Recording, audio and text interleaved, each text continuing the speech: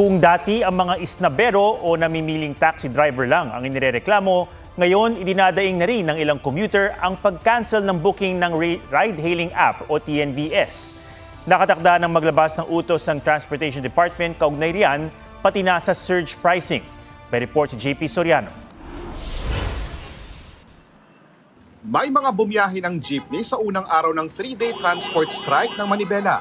Hirap pa rin ang ilang commuter sa Quezon City, Parañaque, Las Piñas, Caloocan, Marikina at Maynila.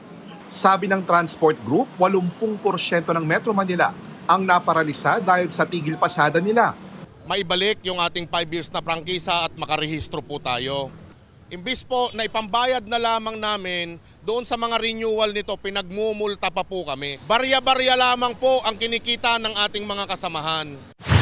Bukod sa mga jeep, malaking tulong din sana ang mga ride-hailing app o TNVS, lalo na ngayong Christmas rush. Yan ay kahit pa mas mataas ang pamasahe. Si Ina, malapit lang daw ang pupuntahan pero sinisingil lang mahigit 300 piso. Umuulan kaya pumayag na siya. Kaya parang wala akong choice. Yun nga lang, nag-cancel ang TNVS rider. Ganyan din ang nararanasan ng iba pang pasahero. Kasi expected namin nandun na, tapos makakauwi na kami. Tapos mag-antay na naman kami ng another booking. Paliwanag ng samahan ng mga ride-hailing app drivers, may mga TNVS na otomatikong nag-a-accept ng pasahero kahit nasa 2 kilometro pa ang layo sa kanila. Hindi raw yan basta-basta kinakansela dahil bukod sa multa, pwede silang masuspinde sa app ng ilang minuto o oras. Kapag masyado ng malayo, napakataas po ng gasolina ngayon, talagang napipilitan po na mag-cancel. At kawawa naman po yung mag-aantay ng mga pasahero natin. Ang Department of Transportation ipinag-utos na sa LTFRB na isumite ang listahan ng mga driver mula sa mga ride-hailing companies na nawiwiling mag-cancel ng booking lalo na ngayong Christmas season. At sa mga susunod daw na araw, maglalabas daw sila ng memorandum para sa mga nagdadahilan ng traffic. May traffic naman saan. Huwag na lang po silang lumabas kung ganon. No?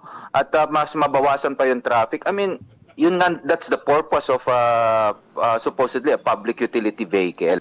Dagdag pa ng DOTR. May 2 piso na sinisingil sila every minute that incorporated supposedly yung traffic doon. Papa yung surge pricing.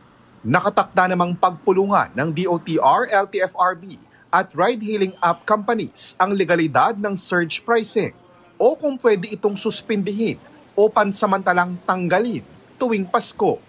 JP Soriano, nagbabalita para sa GMA Integrated News.